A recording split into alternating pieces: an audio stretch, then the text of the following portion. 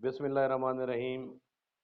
उर्दू अदब की तारीखें आज डॉक्टर अनवर सदीद की किताब से उर्दू के हवाले से जितनी अहम तरीक़े हैं उनके वीडियोस का सिलसिला जो है मैंने अपने यूट्यूब चैनल पर शुरू किया हुआ है।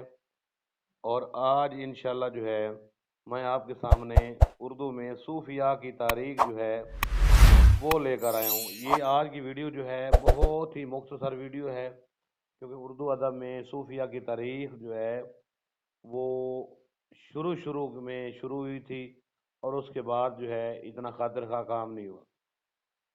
तो जो अहम सवाल हैं वो आपके सामने मैं लेकर आया हूँ। तो चलिए जी। सूफिया की तारीख मानवियत के लिहाज से भक्ति तारीख के मकासद से हम आहंग नजर आती है। ताहम इस हकीकत इनकार मुमकिन नहीं कि तर्क वतन करके हिंदुस्तान में आने वाले सूफिया कराम के पेश नज़र एक मकसद तबलीग इस्लाम भी था। सूफिया जो दूसरे इलाकों को छोड़कर हिंदुस्तान में आए थे उनका एक मकसद जो था वो तबलीग इस्लाम भी था। बिलाशुबा इसके लिए सूफिया ने बिलवास्ता तरीक इख्तियार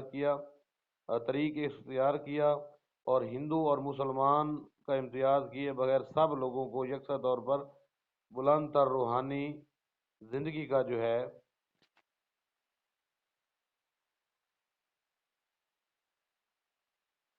ज़िंदगी के बारे में लिखा। इसके बाद है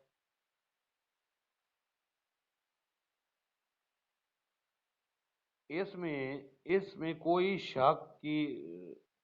शुबा नहीं कि इन दरवेशों को बेपाया पाया कामयाबी हुई। ताहम इस हकीकत को नज़रअंदाज करना मुमकिन नहीं कि जहाँ ज़ात पात का मुआशरती निज़ाम आवाम की ज़िंदगी पर पूरी तरह हावी हो चुका था। अच्छा, ज़ात पात का जो निज़ाम था वो किस तरह हावी हो चुका था, क्योंकि उससे पहले बर सग़ीर में आर्यां जो थे वो हमलावर हुए थे और उन्होंने जो ही हिंदुस्तान पर अपने कदम जमाए तो उधर जाकर ज़ात पात का सिलसिला शुरू कर दिया, जिनमें से ब्राह्मण, खश्तरी, वेश, शूदर, इस तरह की ज़ात पात का निज़ाम जो है वो हावी हो चुका था।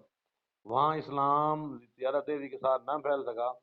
इस्लाम को इन इलाकों में ज़्यादा कामयाबी हुई जहाँ पहले बौद्ध मत और जीन मत अपना असर रसूख कायम कर चुके थे। हिंदुस्तान में सूफिया की तारीख फ़िक्र और अदब के दो जावियों से वो अहमियत रखती है। पहला क्या है जी? हिंदुस्तान में मशरक़ वस्ता के तसव्वुफ़ का फ़िरोग। हिंदुस्तान में मशरक़ वस्ता के तसव्वुफ़ का फ़िरोग और दूसरी जो है मकामी ज़बानों की तरक्की और उनके इश्तराक व इम्तज़ाज से एक नई ज़बान की अफज़ाइश। तो मकामी ज़बानें जो थीं उनमें से जो नई ज़बानें आईं जो सूफिया अपने साथ लेकर आए तो वो ज़बानें उनके साथ मिल गईं और एक इस तरह एक नई ज़बान जो है वो मारद वजूद में आने लगी, जिसको आजकल उर्दू कहते हैं।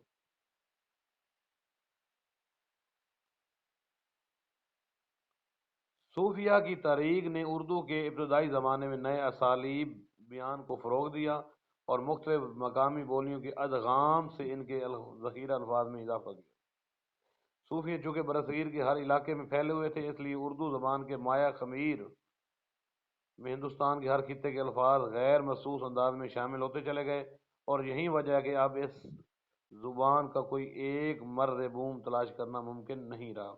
मर्द बूम का मतलब होता है जाए पैदाइश, जहाँ से उसका आगाज़ हुआ था। सूफी की तारीख ने हिंदुस्तानी मिजाज को अरबी और फ़ारसी की तहज़ीब के लहजे से अव्वलन अल्फाज के इस्तेमाल से सानियन तराजिम के ज़रिए आशना किया।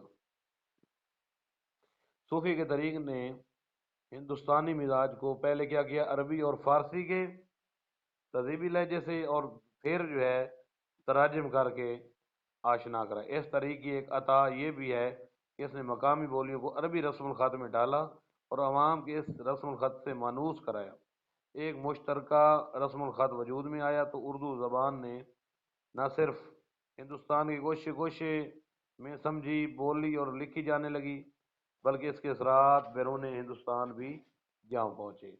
तो ये हमारा मकसद ये था कि उर्दू में सूफिया की तारीख जो है सूफिया ने किस तरह काम किया कि उर्दू की तरवीज और तरक्की हो सके। मजमूई एतबार से सूफिया की तारीख उर्दू की नशो नुमा की ज़माने की एक अहम तारीख थी, और इसकी असास पर उर्दू ज़बान ने आने वाली सदियों में इर्तका की लातदाद जो है वो मनाजिल तय कर ली। तो आज के लिए ये मेरी मुख्तसरन वीडियो है जो उर्दू में सूफिया की तारीख के हवाले से थी। तो अगली वीडियो जो है मैं लेकर आपके लिए आऊँगा, उसका उन्वान ये होगा कि रेख्ता की दूसरी तारीख वली दकनी। उससे पहले रेख्ता की पहली तारीख अमीर खुसरो जो है वो मेरे चैनल पर उसकी वीडियो जो अपलोड हो चुकी है, उसके अहम सवाल हाईलाइटेड जो हैं वो इस वीडियो में मौजूद हैं। वो आप लोग पीछे बल्कि इसी चैनल की प्लेलिस्ट पर, जिस प्लेलिस्ट का नाम है उर्दू अदब की तरीके, जाकर आप देख सकते हैं।